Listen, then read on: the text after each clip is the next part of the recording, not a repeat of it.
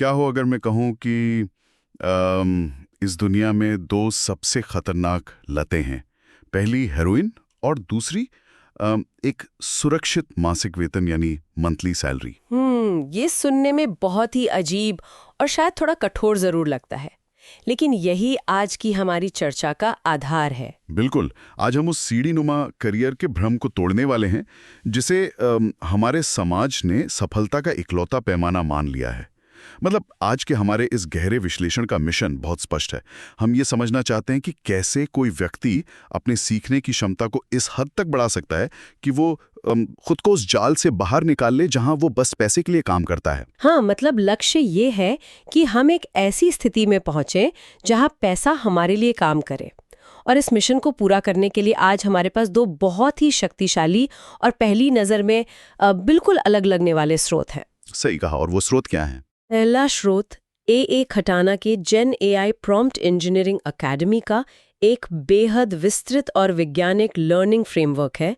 इसे learn to learn dash test and score कहा गया है। अच्छा, और दूसरा? और दूसरा स्रोत है नवल रविकांत के दर्शन से प्रेरित a wealth of permissionless leverage का एक बहुत ही विचारोत्तेजक दस्तावेज।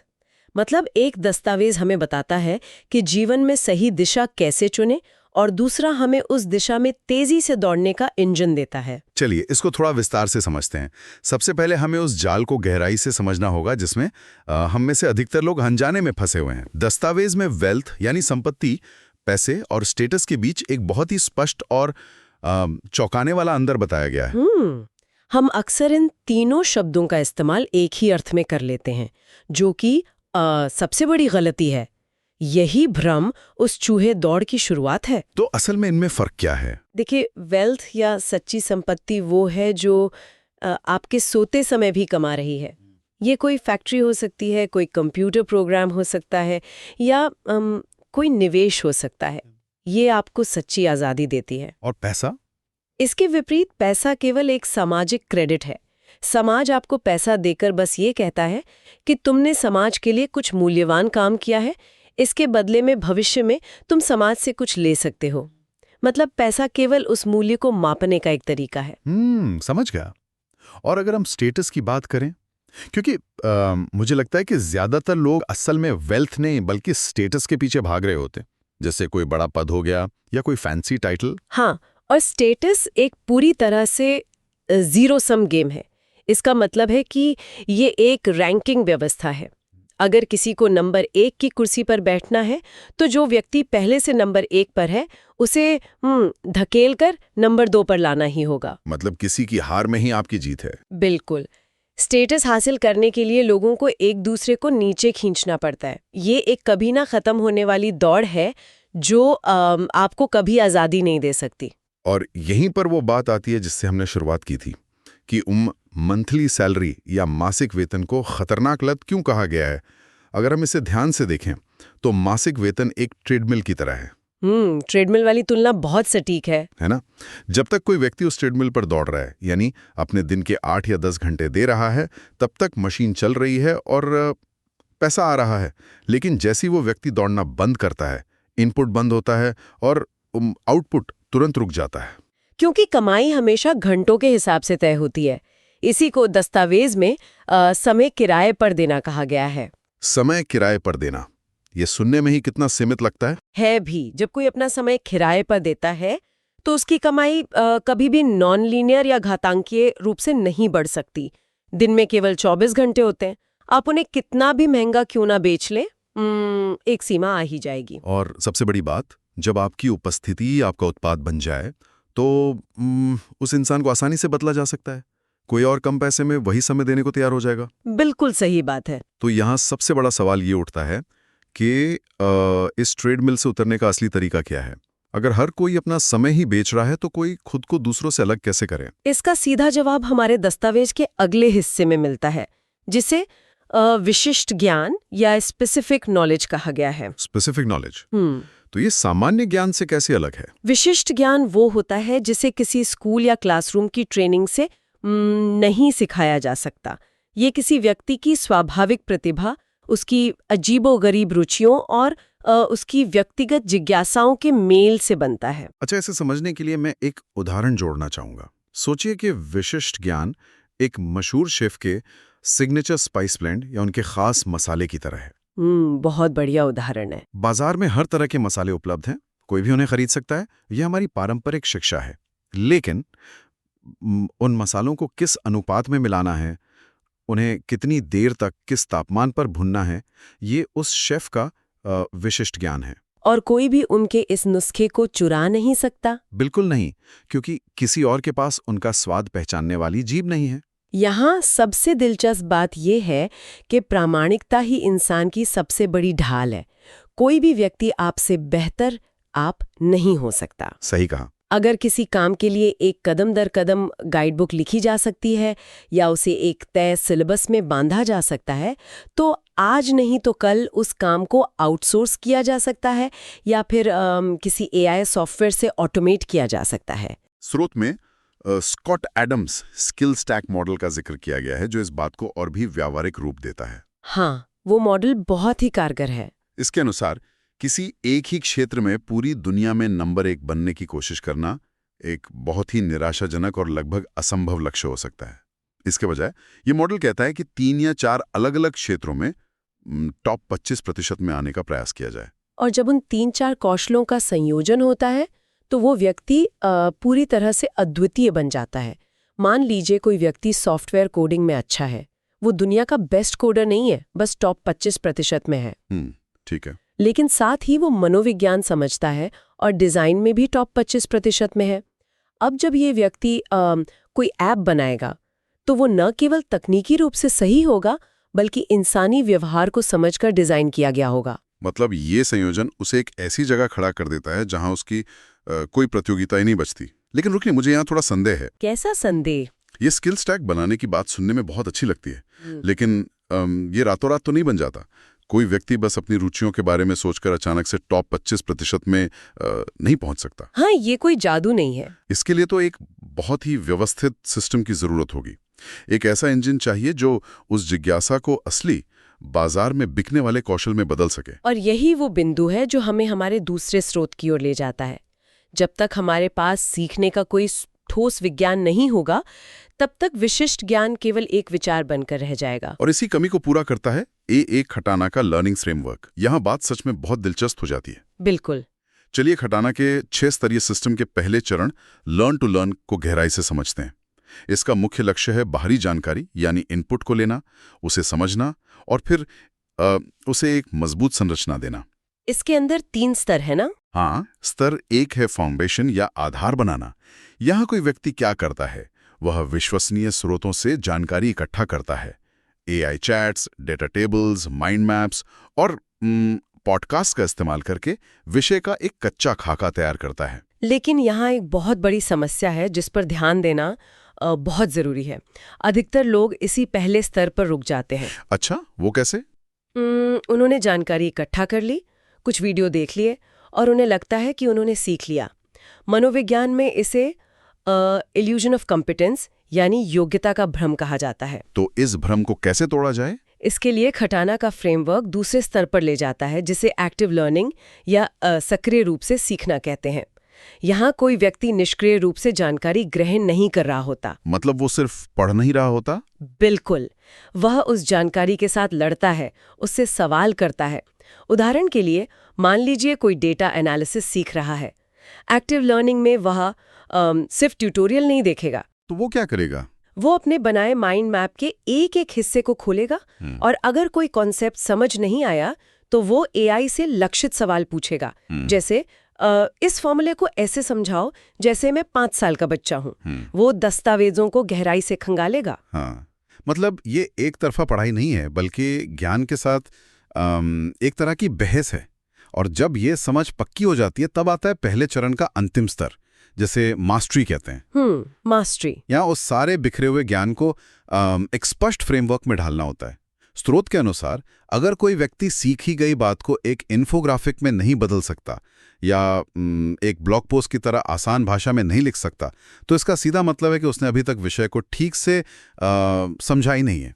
ये पहला चरण लर्न टू लर्न हम्म, तो समझ विकसित करने के बारे में था। लेकिन खटाना का सिस्टम यहाँ खत्म नहीं होता। हाँ, इसका दूसरा चरण भी तो है। बिल्कुल, इसका दूसरा चरण है टेस्ट एंड स्कोर, जो अक्सर सबसे ज्यादा नजरअंदाज किया जाता है। एक बार समझ आ गया तो उसे हमेशा के लिए याद कैसे रखा जाए और समय आने पर उसका प्रदर्शन कैसे किया जाए, ये इस चरण का काम है। मैं इस पर थोड़ा और जोर देना चाहूँगा क्योंकि ये मुझे बहुत अहम लगता है। जब हम कोई नई चीज़ सीखते हैं तो हमारा दिमाग उसे तुरंत भूलने लगता है। तो खटाना के फ्रेमवर्क का ये दूसरा हिस्सा इस भूलने की बीमारी का इलाज कैसे करता है? ये रिकॉल यानी याद करने की क्षमता के विज्ञान पर काम करता है। इसके भी 3 स्तर हैं। पहला है रिकॉल एंड रिफ्लेक्शन। यहाँ आसान क्विज और फ्लैश कार्ड्स का इस्तेमाल होता है। ये क्यों ज़रूरी है? क्योंकि जब हमारा दिमाग किसी जानकारी को याद करने के लिए जोर डालता है तो वो उस जानकारी से जुड़े न्यूरल पाथवे को मजबूत कर देता है। सिर्फ दोबारा पढ़ने से ऐसा नहीं होता, खुद का टेस्ट लेने से होता है। और फिर इसका अगला स्तर है टेस्टिंग एंड एप्लीकेशन। यहाँ व्यक्ति आसान फ्लैश कार्ड से आगे बढ़कर मध्यम स्तर के मुश्किल सवालों का सामना करता है। वो सीखी गई बातों को वास्तविक परिदृश्यों में लागू करता है। हाँ, थ्योरी को असली दुनिया की समस्याओं पर टेस्ट किया जाता है। और अंत में आता है स्कोरिंग एंड इम्प्रूवमेंट। यहाँ कठिन क्विज होते हैं और परफॉर्मेंस को मापा जाता है। जो क्षेत्र कमजोर रह गए हैं उन पर वापस जाके फिर से मेहनत की जाती है। इस पूरी 6 स्तरीय प्रक्रिया का सबसे बड़ा सबक यह है कि महारत अचानक से नहीं मिल जाती। ये एक जानबूझकर और वैज्ञानिक तरीके से की गई मेहनत का परिणाम है। तो अगर हम इसे एक धागे में पिरोएं, कोई भी व्यक्ति अपनी स्वाभाविक रुचियों को पहचान सकता है और फिर खटाना के इस learn to learn dash test and score system का उपयोग करके उन रुचियों को एक स्किल स्टैक में बदल सकता है। बिल्कुल सही। यहाँ तक तो बात बिल्कुल स्पष्ट है कि विशिष्ट ज्ञान कैसे तैयार करना है। लेकिन अब मेरे दिमाग में एक बहुत ही व्यावहारिक सवाल आ रहा है। कौन सा सवाल? मान लीजिए किसी ने ज्ञान हासिल कर लिया। उसने अपने 3-4 कौशल मिलाकर अपना खास मसाले वाला नुस्खा तैयार कर लिया। लेकिन जो दस्तावेज के शुरुआत में हमने बात की थी कि सोते हुए पैसे कमाने, वो हिस्सा कैसे काम करेगा? अच्छा, लेवरेज की बात कर रहे हैं आप? हाँ, क्या सिर्फ ज्ञान होने से ही इंसान उस ट्रेडमिल से उतर जाएगा? एक आम नौकरी पेशा व्यक्ति जो कोई सॉफ्टवेयर इंजीनियर नहीं है या जिसका कोई बड़ा बिजनेस नहीं है, वो कल सुबह उठकर इस परमिशनलेस लेवरेज या बिना अनुमति वाले लेवरेज का इस्तेमाल कैसे कर सकता है? ये एक बहुत ही शानदार सवाल है। देखिए, पारंपरिक दुनिया में अगर किसी को अपना काम बढ़ाना होता था तो उसे 2 तरह के लेवरेज की जरूरत होती थी। वो 2 तरह के लेवरेज कौन से हैं? या तो श्रम, मतलब लोग उसके लिए काम करें, या फिर पूंजी यानी पैसे का निवेश। इन दोनों के लिए किसी न किसी की अनुमति चाहिए होती है। अगर आपको टीम बनानी है तो लोगों को राजी करना होगा। अगर पैसा चाहिए तो निवेशकों के आगे हाथ फैलाना होगा। लेकिन आधुनिक युग में दस्तावेज कहता है कि कोड यानी कंप्यूटर प्रोग्रामिंग और मीडिया जैसे कि वीडियो, पॉडकास्ट या ब्लॉग नए युग के महान इक्वलाइजर हैं। बिल्कुल। इनके लिए आपको किसी की अनुमति की आवश्यकता नहीं है। आप रात के 2 बजे एक न्यूज़लेटर लिख सकते हैं या एक कोड बना सकते हैं और उसे दुनिया भर में पब्लिश कर सकते हैं। अगर हम इसको बड़े पैमाने पे देखें तो समझ आएगा कि कोड और मीडिया की सबसे बड़ी ताकत है इनकी zero marginal cost of reproduction. इसका क्या मतलब हुआ आसान भाषा में? इसे ऐसे समझे, मान लीजिए एक बड़ी फिल्म बनाने में 100 करोड़ रुपए का खर्च आया। ये उसकी शुरुआती लागत है, लेकिन जब वो फिल्म इंटरनेट पे या नेटफ्लिक्स पे रिलीज होती है तो उसे एक व्यक्ति देखे या 1 करोड़ लोग देखें, उसकी एक और कॉपी बनाने का खर्च बिल्कुल शून्य होता है। ये तो बहुत ही शक्तिशाली कॉन्सेप्ट है। दस्तावेज में इसके लिए एक बहुत ही सटीक तुलना दी गई है। कोड लिखना या मीडिया बनाना ऐसा है जैसे डेटा सेंटर में रहने वाले छोटे रोबोट्स की एक सेना को तैयार करना। Robot army. हाँ, वो रोबोट्स आपके सोते समय भी काम करते हैं। उन्हें कोई छुट्टी नहीं चाहिए, वो कभी थकते नहीं हैं और वो कभी शिकायत भी नहीं करते। बिल्कुल। एक बार आपने अपना विशिष्ट ज्ञान किसी पॉडकास्ट, किताब या ऑटोमेटेड सॉफ्टवेयर में डाल दिया तो वो रोबोट आर्मी हमेशा के लिए आपके लिए काम करने लगती है। और एक आम नौकरी पेशा इंसान भी वीकेंड्स पर अपना एक ब्लॉग, एक न्यूज़लेटर या एक छोटा सा डिजिटल टूल बनाकर अपनी इस रोबोट आर्मी की शुरुआत कर सकता है। लेकिन यहाँ एक बहुत बड़ा मोड़ आता है जब आपके पास ऐसी अनंत स्केलेबिलिटी आ जाती है, जब रोबोट्स की सेना आपके हर आदेश का पालन करने के लिए तैयार खड़ी है, तो सबसे महत्वपूर्ण चीज क्या हो जाती है? क्या हो जाती है? तब आपकी मेहनत नहीं, आपका जजमेंट यानी निर्णय लेने की क्षमता सबसे अहम हो जाती है। क्योंकि अगर दिशा ही गलत है तो वो रोबोट आर्मी तेजी से आपको गलत मंजिल की तरफ ले जाएगी। बिल्कुल सही। लिवरेज के इस युग में आप कितनी मेहनत करते हैं, इससे कहीं ज्यादा ये मायने रखता है कि क्या करना है ये आपको पता हो। अगर एक सही फैसले के पीछे कोड या मीडिया का बहुत बड़ा लिवरेज लगा हो, तो उस एक फैसले की कीमत अरबों डॉलर हो सकती है। शुरुआत में इस काम करने के तरीके को समझाने के लिए एक बहुत ही मजेदार तुलना है शेर और मैराथनर की। उसमें कहा गया है कि दिमागी काम या नॉलेज वर्क एक मैराथनर की तरह लगातार एक ही गति से दौड़ते रहने के बारे में नहीं है। हाँ, मतलब ये सुबह 9 बजे से शाम 5 बजे तक बिना रुके काम करने का खेल नहीं है। इसके बजाय ये एक शेर के शिकार करने जैसा है। शेर कैसे काम करता है? वो लंबे समय तक इंतजार करता है, सोचता है, और जब सही मौका आता है तो वो प्रेरणा और ऊर्जा के एक छोटे बहुत ही तीव्र स्प्रिंट में अपना सब कुछ झोंक देता है। और शिकार करने के बाद? शिकार करने के बाद वो लंबे समय तक आराम करता है, मूल्यांकन करता है और अगले सही मौके का इंतजार करता है। उच्च लिवरेज वाले काम में भी यही मानसिकता चाहिए। सही निर्णय लेने के लिए इंसान को शांति और सोचने की जगह चाहिए। और उस शांति को पाने के लिए हमें अपने समय की कीमत को बहुत कठोरता से आंकना होगा। मुझे स्रोत में दिया गया एस्पिरेशनल आर्ली रेट का विचार बहुत पसंद आया। वो क्या है? इसका मतलब है कि कोई व्यक्ति अपने समय की एक ऐसी कीमत तय कर ले जो अभी शायद असंभव लगे। मान लीजिए $5,000 या करीब 4 लाख रुपए प्रति घंटा। 4 लाख रुपए प्रति घंटा? इस कीमत को तय करने का उद्देश्य ये नहीं है कि कोई आपको सच में इतने पैसे देगा। इसका उद्देश्य जीवन में एक कड़ा फिल्टर लगाना है। हाँ, अगर कोई ऐसा काम है जो उस 4 लाख रुपए प्रति घंटे के मूल्य का नहीं है, जैसे कोई फालतू मीटिंग, कोई बेमतलब की बहस, या कोई ऐसा काम जिसे कुछ हजार रुपए देकर किसी और से करवाया जा सकता है, तो उसे बेरहमी से अपनी जिंदगी से हटा देना चाहिए। तभी आपके पास वो शेर वाली मानसिकता से सोचने का खाली समय बचेगा। बिल्कुल। इसके साथ ही दस्तावेज हमें 2 और बहुत जरूरी चीजें याद दिलाता है, अकाउंटेबिलिटी और कंपाउंड इंटरेस्ट। अकाउंटेबिलिटी मतलब जवाबदेही? हाँ, अकाउंटेबिलिटी का मतलब है अपने काम के लिए जिम्मेदारी लेना, अपने नाम को दांव पर लगाना। जब कोई व्यक्ति जोखिम उठाता है और अपने नाम से कोई विचार या प्रोडक्ट सामने लाता है, तो समाज उसे उस सफलता का श्रेय और अधिक लेवरेज देता है। छुपकर काम करने से बड़ी सफलता नहीं मिलती। और कंपाउंड इंटरेस्ट, जिसे हम चक्रवृद्धि ब्याज कहते हैं, हम अक्सर इसे सिर्फ बैंक में रखे पैसों से जुड़कर देखते हैं। यह इसकी सबसे बड़ी खूबी है कि जीवन के हर बड़े रिटर्न कंपाउंड इंटरेस्ट से ही आते हैं, चाहे वो व्यावसायिक रिश्ते हों, बाजार में आपकी प्रतिष्ठा हो या आपका ज्ञान हो।